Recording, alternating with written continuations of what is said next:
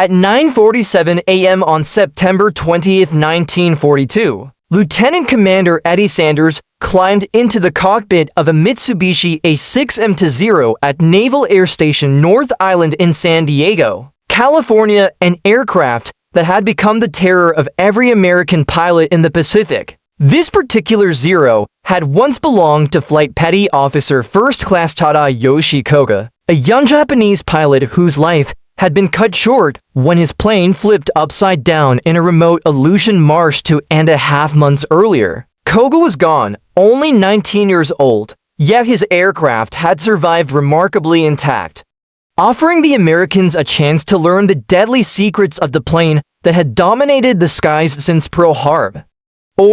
Sanders, a career naval aviator with 9 years of experience and countless hours in the air, understood aircraft as if they were extensions of his own body. He knew how they moved, how they responded, and how a single miscalculation could kill a pilot instantly. Sitting in the cockpit, painted now in American colors but unmistakably as Zero, he felt a mixture of excitement and apprehension. He was about to fly the very fighter that had made American pilots fear the Pacific skies. The Zero had earned its reputation through a seemingly unstoppable record, a 12-to-1 kill ratio in China, the decimation of F-2A Buffaloes and P-39 Airacobra, and the near-total destruction of British aircraft over Colombo on April 5, 1942, when 36 Zeros shot down 27 planes while losing only one. American tactics had emphasized avoiding traditional turning dogfights in favor of dive and zoom maneuvers, but these methods came at a high cost, leaving wingmen vulnerable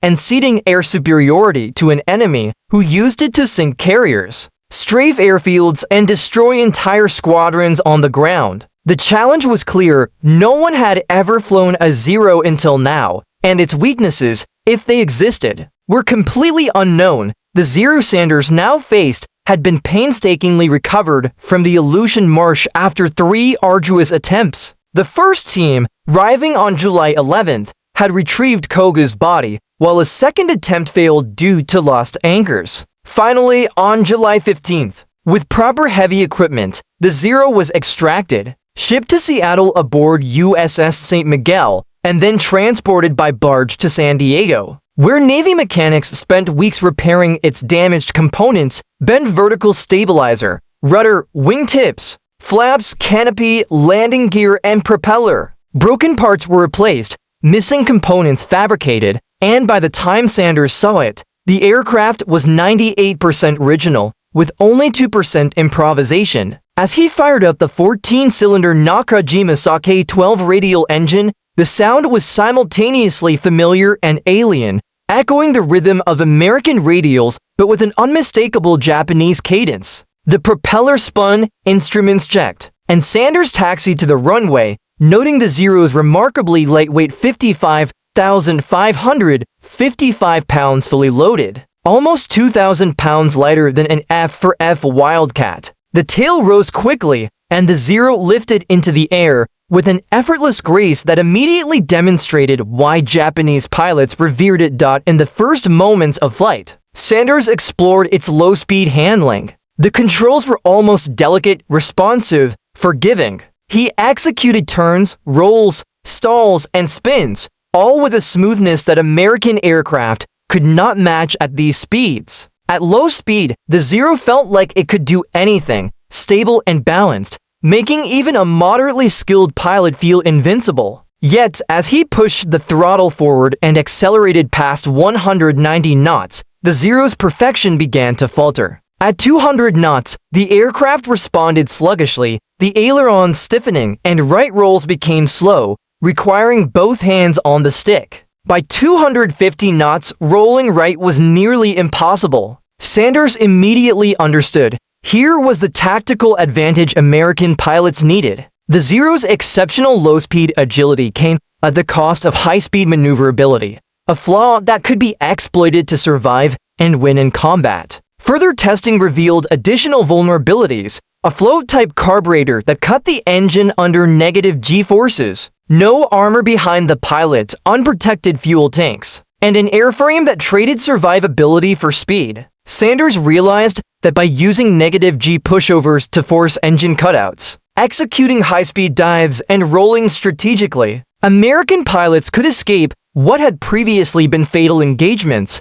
Over the following weeks, Sanders flew 23 more test flights, meticulously documenting every quirk, limitation, and strength of the Zero. He noted control asymmetry, optimal dive speeds, roll rates, stall recovery, and structural weaknesses. This information was then distributed to combat units across the Pacific, transforming fighter tactics. Pilots like Marine First Lieutenant Kenneth Walsh applied these discoveries immediately, using split-test maneuvers, high-speed dives, and precise rolls to evade Zero pilots and turn engagements to their advantage, shooting down multiple enemy aircraft while surviving encounters that had previously been deadly. Lieutenant Commander Frederick Trabnell, Chief of Test Flights at Naval Air Station Anacostia, later conducted comparative trials between the Zero and American aircraft such as the F for F Wildcat, F for U Corsair, and P-38 Lightning.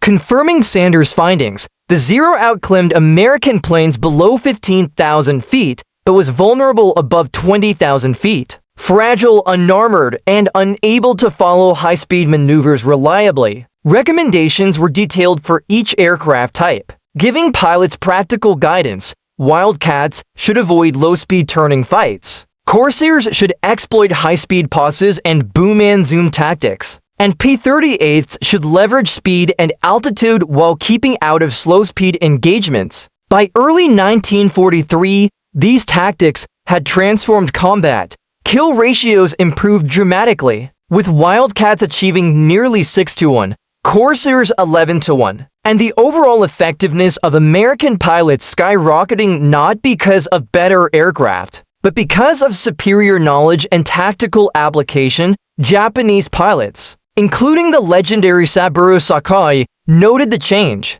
American pilots no longer engaged in low-speed dogfights. They attacked with speed, exploited weaknesses, and withdrew before Zeros could respond. Confidence among Japanese aviators, once absolute, began to erode. Reports of missing kills and unexpected losses emerged, and even the Japanese air staff recognized the strategic impact of the captured Zero.